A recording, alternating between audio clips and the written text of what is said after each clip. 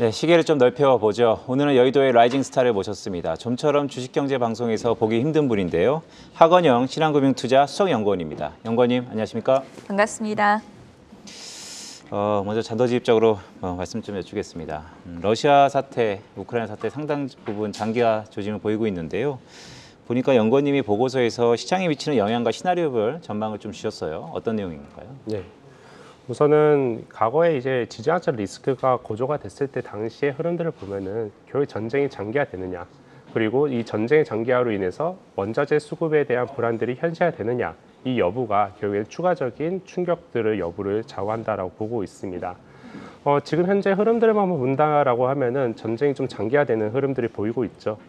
그러다 보니까 시장도 관련돼서 불확실성을 계속 반영을 하고 있고, 그런 가운데서 금융시장 뿐만이 아니라 실물 경제의 흐름 역시나 위축되는 흐름들을 보이고 있습니다. 근데 이제 그럼에도 불구하고 아직까지는 마냥 비관론적인 흐름들을 보기 어려운 이유 중 하나가 이 원자재에 대한 수급 차질이 현실화되지는 않았다라는 거죠.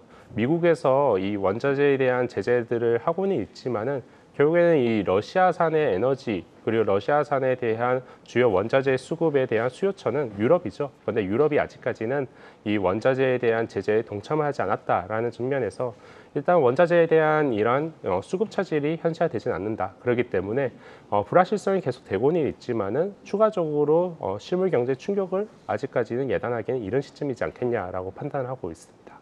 자, 이제 시장이 바라보는 시점이 5월 FOMC로 넘어갔습니다. 3월 FOMC에서는 우선 기준금리를 0.25%포인트 올렸고 파월 연준 의장이 물가가 너무 높아서 필요시에는 공격적으로 대응을 하겠다 이런 발언을 하면서 지금 50bp 빅스텝 인상에 대한 어떤 기대감이라고 하긴 좀 그렇고요. 우려감이라고 하기도 그렇고 이런 방향성에 대해서는 어느 정도로 보시나요? 우선 결국에 이제 물가가 제일 중요하겠죠. 그런데 이 물가의 흐름들을 봤을 때 뭐 3월 FOMC에서도 얘기를 했어요. 물가의 상방 요인 중에서 여러 가지가 있는데 이번에 특히나 이제 다뤘던 부분들이 에너지 물가였죠. 그런데 이제 최근에 이제 3월 달에 국제 유가가 평균 2월 달 평균 대비해서 20% 넘게 상승을 했습니다. 그 말이즉슨 이 소비자 물가가 적어도 이 유가의 상승만으로 0.6%포인트 추가적으로 올라갈 수 있다라는 뜻이거든요. 그렇기 때문에 물가에 대한 경계감은 계속 가져갈 수밖에 없다라고 보고 있고요. 아마 3월 달 물가 지표 확인되고 나서부터는 5월 달 50bp 급 빅스텝 가능성이 계속 한 차례 더욱더 확대가 되지 않겠냐라고 판단하고 있습니다. 만약에 이 5월 FOMC 전에 러시아 우크라이나 사태가 좀 일단락되는 흐름들을 보인다라고 하면은 이 물가의 선반 요인이 일부 사라지기 때문에 연준의 빅스텝 가능성이 낮아지겠지만은 그런 가능성이 없다라고 하면은 실제로 5월 달에 빅스텝 가능성이 크지 않겠냐라고 판단하고 있습니다. 네, 연구원님 조금 짓궂은 질문을 좀 드리겠습니다. 말씀 주셨던 것처럼 5월 FOMC 전까지 러시아 사태가 일단락되면 좋겠지만 지금 현상이 유지된다라는 가정을 좀 깔고요. 네. 그렇다면 5월 달에 50bp 빅스텝 얘기도 있는데 또 다른 관심거리는 대차대조표 축소 QT입니다. 어떻게 보세요? QT는 언제쯤 시행 가능하다고 보시는 건가요? 3월 FOMC에서도 얘기를 했었죠. 그냥 5월 달에 하겠다라는 얘기들을 사실상 드러냈다라고 보고 있어요. 그래서 5월 달에 양적 긴축도 QT, 즉 양적 긴축도 동반적으로 시행이 될 것이다라고 판단을 하고 있습니다. 환율 흐름도 좀 짚어볼까요? 오늘장 환율 흐름 살펴보면 지금 1220원 선에서 움직이고 있는데 일주일 전만 하더라도 한 10일 정도 됐나요? 1242원까지 올랐었잖아요. 지금 좀 안정을 되찾고 있기는 하지만 여전히 어디까지 환율이 올라갈 것인가에 대한 우려도 큰 상황입니다. 전망 어떻게 보십니까? 네. 우선 결국에 이제 한국 같은 경우에는 에너지 의존도가 높다 보니까 이 러시아 우크라이나 사태에 따른 이 에너지 가격의 변화에 따라 원달러 환율도 거의 변동을 하고 있다라고 보시면 될 것 같아요. 근데 저희는 이미 국제 유가가 130달러 선까지 올라갔다가 이제 내려왔는데요. 이미 유가가 정점을 찍었다라고 보고 있습니다. 만약에 이제 러시아 우크라이나 사태에서 예상치 못하게 뭔가 추가적인 군사적 충돌로 인해서 나토에 대한 개입이라든지 추가적인 군사적 긴장감이 높아진다라고 하면은 유가가 추가적으로 급등을 하면서 원달러 환율도 추가로 상승할 수가 있겠지만은 저희는 원달러율은 이제 유가로 인해서 만들어진 상승은 거의 일단락됐다라고 보고 있기 때문에 당분간 원달러율은 1,200원 초중반에서 등락을 하다가 이후에 러시아 우크라이나 사태가 좀 완화가 되면서 내려가지 않겠냐라고 판단하고 있습니다.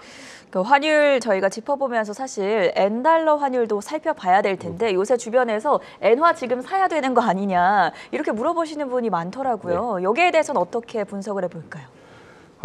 역사적으로 엔화 같은 경우에는 캐리 트레이드라고 해서 이 일본 사람들, 그 일본의 이제 내국인들이죠. 내국인들이 값싼 엔화를 빌려서 해외에 투자하는 수요가 워낙 많습니다. 네. 그러다 보니까 이 미국과 일본 간의 금리 차에 따라 엔달러 환율이 거의 결정이 되거든요. 이제 그러다 보니까 최근에 이제 흐름들을 보면은 미국의 금리는 계속적으로 올라가는데 일본의 금리는 그만큼 올라가지 못하고 있어요. 일본은 여전히 디플레에 대한 얘기들이 계속 나오고 있거든요. 그러다 보니까 금리 차가 벌어지면서 엔달러 환율이 상승하고 있다라고 보시면 될 것 같습니다. 앞서서도 5월 달에 빅스텝 가능성을 얘기를 하는 등 미국의 금리는 추가적으로 올라갈 가능성이 더 높다라고 보고 있기 때문에 아직까지는 엔화를 사기보다는 좀 더 지켜보는 게 맞지 않겠나라고 판단하고 있습니다. 네, 연구원님 말씀을 쭉 들어보면 사실 경제 규모가 비슷한 미국과 일본은 금리 차이에서 이동한다라는 것으로 저희가 해석할 수 있을 것 같은데요. 그렇다면 좀 환율이 중요해서 몇 번 여쭙니다. 위안화는 어떨까요? 최근에 위안화 흐름이 인민은행의 완화적인 행보에도 불구하고 여전히 강해요. 그에 대해서는 어떻게 보시고 계십니까? 우선은 이제 인민은행의 이제 인민은행 행보 자체는 통화 정책이 좀 완화적으로 가져가고는 있죠. 그럼에도 불구하고 위안화가 강세를 보이고 있는 이유는 중국으로 계속적인 자금이 흘러가는 부분들도 하나가 있고요. 두 번째는 이 펀더멘탈 환경에 대해서 시장의 참여자들이 그렇게까지 우려하지 않는다라는 거예요. 그 말의즉슨 인민은행이 통화 정책을 완화적으로 펼쳤지만은 이거는 사실상 작년도에 통화 정책을 약간 좀 긴축으로 가져갔던 부분들, 재정책을 좀 더 긴축으로 가져갔던 부분들을 일부 좀 완화를 해주고는 있는 부분들이 있다라는 거죠. 사실 이제 중국 같은 경우에는 여전히 뭐 쌍순환 정책이라고 해서 내수 부양 정책들을 계속 펼치는 거다 보니까 내수가 좀 더 중요한 것처럼 보이지만은 핵심은 이제 수출 경기거든요. 아직까지는요. 그러니까 생산과 투자, 그러니까 수출 경기에 대한 흐름이 중국 경기를 한 방울 결정하는데 중국의 대외 수요들을 보면 생각보다 괜찮다라는 거죠. 그러다 보니까 실제로 지금 현재 인민은행이 완화적인 통화 정책을 펼친다 하더라도 이거는 경기에 대해서 바닥권에 위치했던 이 경기를 약간 좀 끌어올리는 부분이지 경기의 침체를 우려해서 나오는 정책은 아니다라고 판단을 하고 있고 그러한 가운데서 외국인들도 계속적으로 중국 쪽으로 자금이 흘러가고 있죠. 특히나 이제 중국 같은 경우에는 중국 채권이 이 세계 채권 지수에 편입이 되다 보니까 그와 관련된 수요가 계속 유입이 되는 부분들이 위안화 강세를 이끌고 있다라고 판단하고 있습니다. 네, 연구원님 말씀을 쭉 들어보니까 확실히 중국 위안화 측면에서는 수요가 이전보다는 확실히 좀 늘어난 것 같습니다. 국내 얘기를 좀 해볼까요? 네. 윤석열 정부 출범 앞두고 있습니다. 코스피, 코스닥 뭐 단도직입적으로 상승할까요?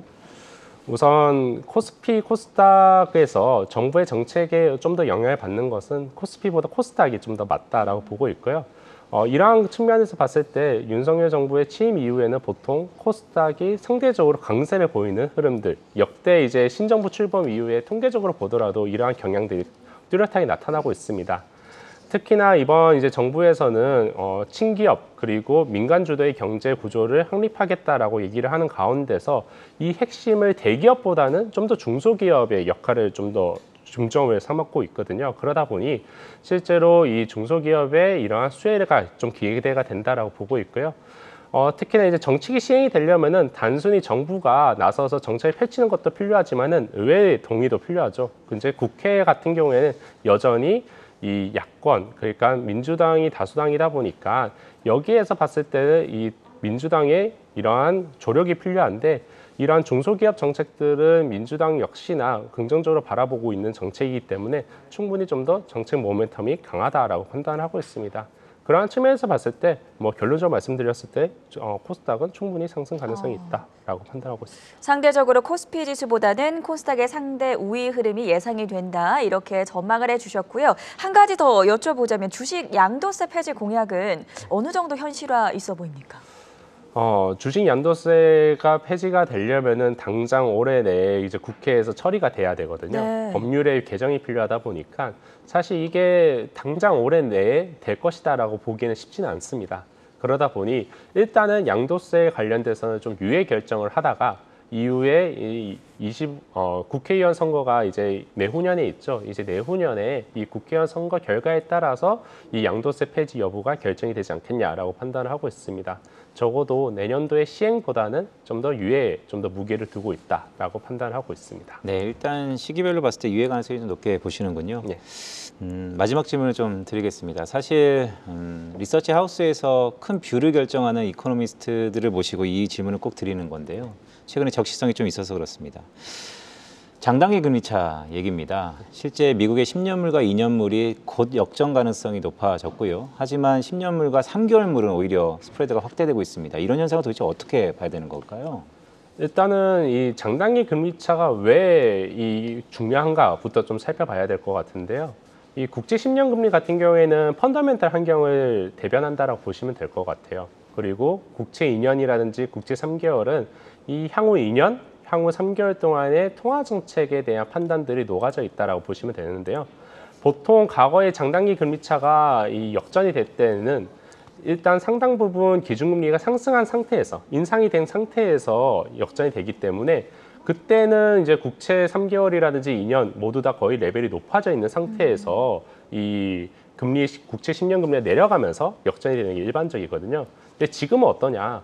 국채 10년 금리도 올라가는 가운데서 국채 2년 금리가 특히나 더 빠르게 확대가 되고 있고 국채 3개월 금리는 그만큼 금리가 아직까지는 인상 초기다 보니까 많이 못 올라가 있다라는 거죠. 이제 그런 부분들이 있다 보니까 실제로 국채 2년과 10년 금리는 역전을 앞두고 있는데 국채 3개월과 10년 간의 격차는 계속 벌어지고 있는 이러한 양상들이 펼쳐지고 있다라고 판단하고 있고요. 결국에는 장단기 금리차가 역전이 경기 침체의 주 트리거가 되려면은 통화 정책이 지금 현재 경제에 부담이 돼야 된다라는 게 필요한데요. 지금 현재는 금리 인상 초기이기 때문에 당장 부담이 되는 수준은 아니다라는 거죠. 그렇기 때문에 아마 금리 인상이 상당 부분 진행이 된 올해 연말 정도가 돼야지 통화 정책이 실질적 부담이 돼서 경기 침체의 트리거가 될 수 있는 하나의 조건이 될 수 있지 않겠냐. 예. 그렇기 때문에 지금 당장은 좀 더 경기 침체에 대해서 얘기를 하는 것은 이르다라고 판단하고 있습니다. 네, 오늘은 시장의 불확실성들, 전쟁과 긴축 그리고 신정부 출범까지 여러 요소들에 대해서 낱낱이 해부해보는 시간 가져봤고요. 지금까지 하건영 신한금융투자수석연구원과 함께했습니다. 고맙습니다.